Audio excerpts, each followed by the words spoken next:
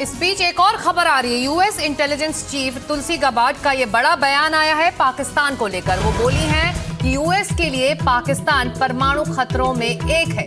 रूस, north Korea, Iran भी US के लिए खतरा है। तो ये बहुत बड़ा बयान है पाकिस्तान को लेकर तुलसी गबार्ड का। यूएस के लिए पाकिस्तान परमाणु खतरों में एक है और उन्होंने इसका जिक्र करते हुए कहा है कि रूस, नॉर्थ कोरिया, ईरान की तरह पाकिस्तान भी एक बड़ा खतरा है। Intelligence community assesses that Russia, China, North Korea, Iran, and Pakistan have been researching and developing an array of novel, advanced, or traditional missile delivery systems with nuclear and conventional payloads that put our homeland within range. Major general Sanjay सोए इस वक्त हमारे साथ बने हुए हैं। आपने सुना तुलसी गबार्ड को। मेजर जनरल सोए, जितने भी लंच डिनर वहाँ व्हाइट हाउस में हो जाए, लेकिन सवाल यही है कि पाकिस्तान का नाम भी एक सांस में कोरिया के साथ ले लिया, ईरान के साथ ले लिया है।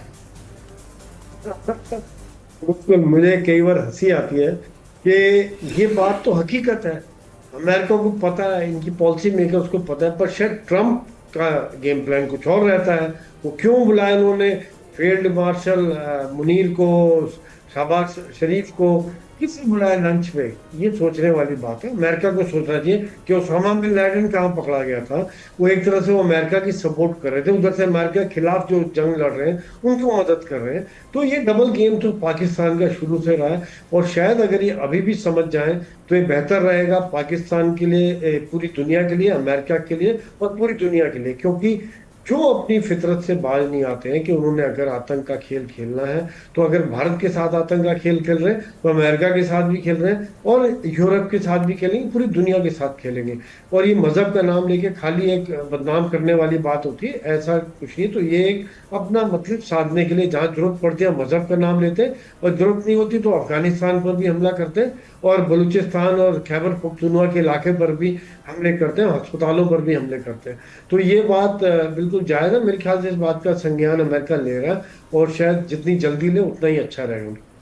जी, इस वक्त न्यूज रूम से हमारे साथ विशाल विवेक भी जुड़ रहे हैं। चलते सीधे विशाल के पास। विशाल, ये जो बात हम चर्चा कर रहे हैं, रूस, नॉर्थ कोरिया, ईरान के साथ साथ पाकिस्तान भी एक बड़ा परमाणु खतरा है। जो मेजर जनरल कह रहे थे कि इसका एहसास अमेरिका को है, लेकिन तमाम वो दबाव रहते हैं जियोपॉलिटिकली, शायद इसीलिए वो खुलकर सामने कुछ और कहता है, लंच डिनर भी कराता है। लेकिन इस वक्त ताज़ा अपडेट इस मामले में आप क्या बता सकते हैं?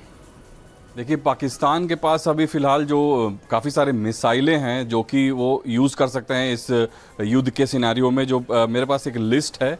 पहला तो है शाहीन 3 जो कि मध्यम दूरी की बैलिस्टिक मिसाइल है। वो करीब क्षमता उसकी 2750 किलोमीटर है। तो ऐसे कई सारे मिसाइल्स है पाकिस्तान के पास जो यूज़ कर सकते हैं वो। एक हत्फ 4 है जो कि कम दूरी की बैलिस्टिक मिसाइल है। इसका रेंज जो है वो 750 किलोमीटर जितना है। और फिर उसके बाद एक अपग्रेड हुआ था हत्फ 4 जो हत्फ 5 है अब। इससे गौरी मिसाइल भी बोला जाता है और मध्यम दूरी की बैलिस्टिक मिसाइल है। मारक क्षमता करीब 1250 से 1500 किलोमीटर है। तो आप इससे रेंज लगा सकते हैं कि पाकिस्तान से अफगानिस्तान के बिल्कुल दूसरे छोर तक ये मिसाइल जा सकती है अगर 1500 किलोमीटर इसका रेंज है। तो 1998 में इसका सफल परीक्षण पहली बार किया गया था और 2003 में सेना में शामिल किया गया था। तो ये सारे मिसाइल जो हैं वो पाकिस्तान की सेना में हैं और वो काफ़ी सक्षमता से वो यूज़ करते आ रहे हैं। हमने देखा है पिछले जो 6 महीने में जो अफगानिस्तान के साथ जो टेंशन्स हुए हैं उसमें कई सारे एयर स्ट्राइक्स किए हैं पाकिस्तान ने। तो उन्होंने ये सभी मिसाइल्स का यूज़ भी किया होगा। बिल्कुल। और तमाम ये जो खतरे हैं उसकी मिसाइल्स के बने हुए हैं। और यूएस इंटेलिजेंस चीफ का यह बयान। मेजर जनरल सोए, आप प्रेसिडेंट डोनाल्ड ट्रंप की फितरत कहें या फिर उनका ये अंदाज कहें कि वो एक पोजीशन जो लेते हैं उस पर टिकते नहीं हैं, शायद इसीलिए एक तरफ वो दोस्ती करते हैं, दावत देते हैं, दूसरी तरफ उनके एडमिनिस्ट्रेशन के लोग इस तरह के सवाल और इस तरह के खतरे की बात कर लेते हैं। तो ये इस एडमिनिस्ट्रेशन की, प्रेसिडेंट की फितरत है जिसको लेकर समझने की जरूरत है, इसके बिटवीन द लाइंस रीड करने की जरूरत होगी। Major general. या बिल्कुल। देखिए, इसमें ऐसा है कि वाकई में जो आप कह रहे हैं कि सुबह कुछ होता है, शाम को कुछ होता है। आज अगर वो बाईं करवट उतरे तो कुछ और बोलेंगे, दाईं करवट उठे तो सुबह उठ के तो कुछ और बोलेंगे। ये वाकई में ये भी एक कारण है कि नेटो कंट्रीज उनका साथ क्यों नहीं दे रहे हैं कि उनको भरोसा नहीं है कि ट्रम्प उनके साथ खड़े होंगे कि नहीं होंगे।